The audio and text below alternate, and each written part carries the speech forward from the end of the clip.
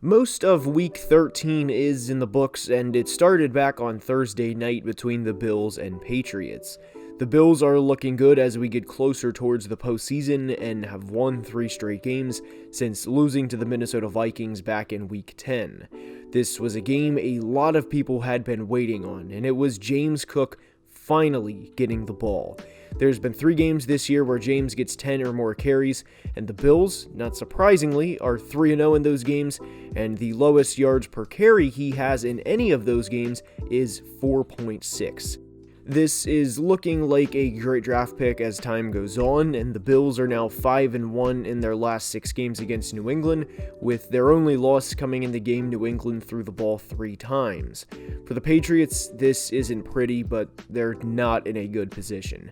Matt Patricia is terrible as an offensive coordinator, and they are in a tough position moving forward. Their best offensive weapon outside of Ramondre Stevenson in this game was a rookie defensive back. The Patriots are hovering around average and will be for some time. The future is not bright for New England. From New England to Detroit, we go to discuss what was a battle between the top 2 picks this year in Trayvon Walker and Aiden Hutchinson. For Jacksonville, this was a very ugly game. Losing by 26 points on the road is never good, and especially not after the win they had in Week 12. This was the worst loss of the Peterson era, and this is the type of game someone loses a job on the defensive side of the ball. Detroit scored on every drive. The only positive thing you can take away from this game for Jacksonville is Trevor might be okay on what was a very ugly play.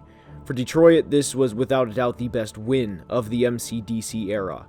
Jared Goff played his ass off, and the only problem with a win like this, and with how Jared has played this year, is do they take a quarterback in the first round? That's a question for another video, but a hell of a win for the Lions. An AFC battle between the Browns and Texans is up, and I think this is the type of game that should have been expected from Deshaun Watson in his return. He was just 12 of 22 for 132 yards with an interception, and naturally, when you haven't played in nearly 2 full calendar years, there is going to be some rust, and we saw a lot of rust on Sunday. Cleveland's defense played phenomenal, and the way the Browns won was how I thought they would win with Jacoby. Good defense and a solid run game. I don't think they are playoff bound to be clear, but they did get a much-needed win to at least keep those hopes alive. For Houston, they are going to have the number 1 overall pick, and they flat out lost this game. The Browns had 3 combined defensive or special teams touchdowns, and you're not going to win games in this manner. From the Space City to the Charm City we go to talk about the Broncos and Ravens. I don't have much to say for the Broncos, guys. I really don't. They lead the league in penalties, and since their bye week, which was back in Week 9, they are 0-4 and are a combined 13 of 55 on third downs in these 4 games. Aside from that, you've heard it all.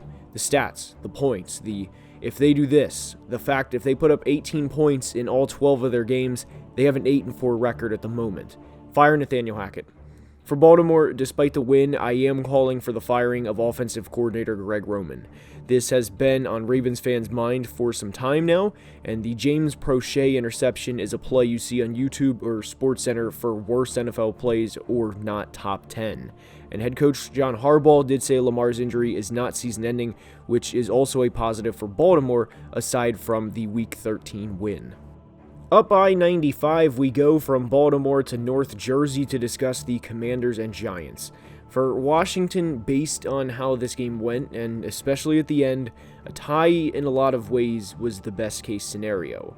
I realize Commanders fans do not want to hear about moral wins, especially after tying a division rival, but they have a bye next week while the Giants play another division rival in the Eagles, and then play the Giants again. I would be extremely surprised if Washington doesn't win in 2 weeks.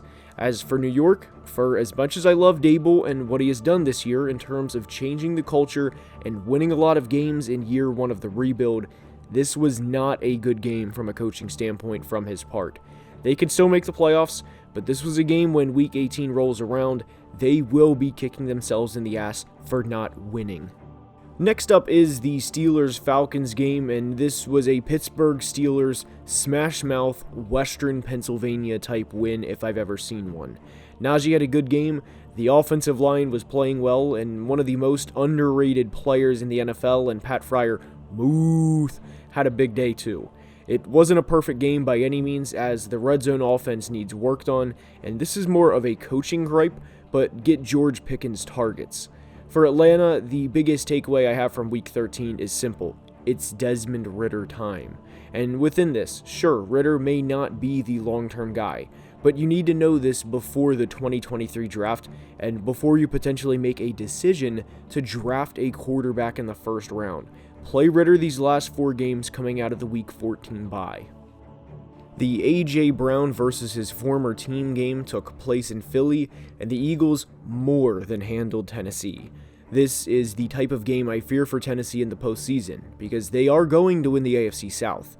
But this type of game, where a flat-out better team gets up early and does not let the foot off the clutch. Derrick Henry could not get going for the second straight week, and it showed. Slow them down and they crumble is the strategy teams will use.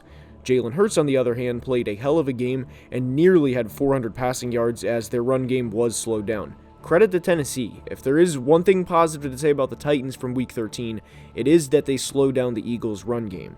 But the Eagles are a Super Bowl contender, and it shows week in and week out. They're going to be playing deep in January, and they are a damn good football team. Jets-Vikings is up, and this is a tough pill to swallow for the Jets because they were in this game down to the wire. It may not have looked like they were in the first half, but Robert Saleh's guys stayed in through the third and fourth quarter and gave the Vikings everything they had. There's so many plays in this game where if it goes the other way, the Jets are 8-4. Regardless, they're 7-5 in a season where they have not had good quarterback play aside from a few games. Garrett Wilson has arrived as he had a 162-yard performance in Week 13, and he is a damn good receiver. There could be a whole breakdown on what makes him good, but the Jets have their receiver of the future. The Vikings are going to hear about the Philly and Dallas losses until they prove otherwise, because they were outscored 64-10 in those 2 games combined, but they are also here. There's a chance they go 14-3 or 15-2 based on the remainder of their schedule. They are 9-0 in one-score games, which is a far cry from what they were in 2021. Rams-Seahawks is up, and I want to credit the hell out of the Rams for not rolling over in this game, despite having every possible opportunity to roll over and basically say we have no Matt Stafford, no Cooper Kupp, no Aaron Donald, let's collect a check and move on. They lost, but the effort was more than evident in this game. So yes, the Rams are done in 2022. I'm not denying that, especially at 3-9, but when they come back next year, healthy and well-rested, they are more than going to be back.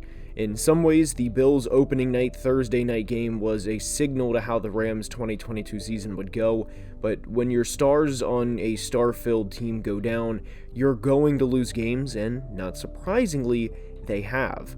For Seattle, a win is a win, and they needed this in the worst way after a loss to the Raiders in what was a funky game in Week 12, and the Giants and Commanders tying only helps the Seahawks' playoff chances, especially when throwing in they have the 49ers, Chiefs, and Jets in 3 straight games down the stretch. A injury occurred in the 49ers game that will affect the Seahawks in a big way, and the outcome of the NFC West in a very big way that we will get into soon, and the Seahawks' chances of winning the NFC West just went up considerably. From an NFC West clash, we go to an AFC West clash to discuss the Chargers and Raiders. For the Chargers and their fan base, I don't know how you watch this game and not feel, for a lack of a better word, just awful or wanting to throw up after this loss. You needed this game in the worst way, and you knew that heading in. This wasn't announced 5 minutes before the kick that, hey, we need to beat the Raiders to get into the postseason with our franchise quarterback for the first time. So what does your defensive-minded head coach do? Have all week to plan for a running back who is having a career year in Josh Jacobs, and one of the best receivers over the past half-decade in Davante Adams, go for 321 yards combined between the two and 3 touchdowns on your defense. That's the result. They now sit at 6-6 with losses in 3 of their last 4 games, and are playing the Dolphins on Sunday night next week, and I do not have confidence in this team to beat them. My biggest takeaway is they are not ready for the postseason, and I feel bad for their fans because they deserve better than this, truly. And the Raiders are 5-7, and guys, this is my takeaway. Take a little peek down the road and who they play in the next 4 games before their Week 18 game against Kansas City. There's a chance this team is 9-7 entering Week 18, and the game against Kansas City could be the Sunday night game and have the Raiders playing for a playoff spot and have Kansas City playing for the home field advantage. And speaking of Kansas City, we are going to Cincinnati to discuss the Chiefs and Bengals. For Kansas City, this one is obvious. With social media being as big as it is in the year 2022 and hearing Bengals fans chirp about how they own Patrick Mahomes after last year, this one was personal, and the Chiefs are 0-3 against the Bengals in the calendar year of 2022. Patrick Mahomes was only sacked twice, but the pass rush was evident early and often. Cincy did to Kansas City what they would have liked to do to them, and they simply couldn't, and that was get after the quarterback. The Bengals dominated this game in the trenches, and it showed time and time again. Patrick was beat up after this game. The Travis Kelce fumble obviously didn't help, but that is far from why the Chiefs lost this game. What makes matters worse for KC is they played the Bryce Perkins-led Rams in Week 12 and knew they were going to win that game at home last week, and in a lot of ways could focus on Cincinnati more than Cincy could focus on them, as they played Tennessee and Nashville last week. And they now have to win out and hope Buffalo drops a game to get the number 1 seed. For Cincy, I made a video on them last week discussing how they are peaking at the right time. The link for that will be in the description, and this game is an example why. Joe Burrow played his ass off, and the pass to T. Higgins to seal the deal was a playoff game-winning type throw. The pressure was on for Cincinnati in this game, and could they triple down against the Chiefs? And the answer was yes, and enjoy Skyline this week after a hard-fought win. 49ers Dolphins is up, and this game has serious implications for both sides. For the Dolphins, this was the worst game they've played all year, offensively at least. The Tua haters were out in full force, and this was the game they were waiting on. For him to play a great defense and to not play as well as he has over the first 12 weeks, and they got what they wished for as he threw 2 picks and the offense put up just 17 points. In a weird way, I think the Dolphins needed this. They had 5 straight wins against non-playoff teams, and I still believe in the Dolphins and don't think they are done by any means, but I think they needed this type of punch in the mouth, and they will be fully back against LA in Week 14. For the 49ers, obviously the focus is on Jimmy and how they will play moving forward, and they're going to be fine. The defense is one of, if not the best in the business. And for Brock Purdy, moving forward, simply put, he cannot lose them games. He has weapons at his disposal quarterbacks dream of, and another perk in having an elite defense. So Brock, Mr. Irrelevant, who is now very much relevant, you have the keys to a Ferrari. Do not crash the car. And that's all I have for today's video. I hope you enjoyed. If you did, please like the video and subscribe to the channel, as it would mean the world and be very much appreciated.